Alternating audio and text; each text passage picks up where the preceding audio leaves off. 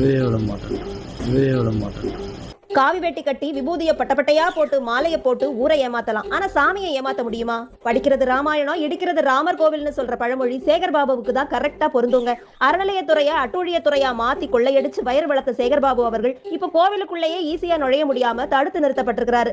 அமைச்சரா இருந்தப்போ பொதுமக்கள் கால்கடுக்க சேகர் பாபு திருத்தணி கோவிலுக்கு ஆடி கிருத்திகை தரிசனத்துக்கு போனப்போ காவல்துறையினர் சுத்து போட்டு இப்போலாம் உள்ள போக முடியாது, வெயிட் பண்ணுங்கன்னு சொல்லியிருக்காங்க. அப்படியே ஷாக் ஆகி மூஞ்சியெல்லாம் மாற அவர் வாக்குவாதம் பண்ண காட்சிகள் எல்லாம் என்ன பிரமாதம், இது விட பெசலைட் ஒண்ணு இருக்கு.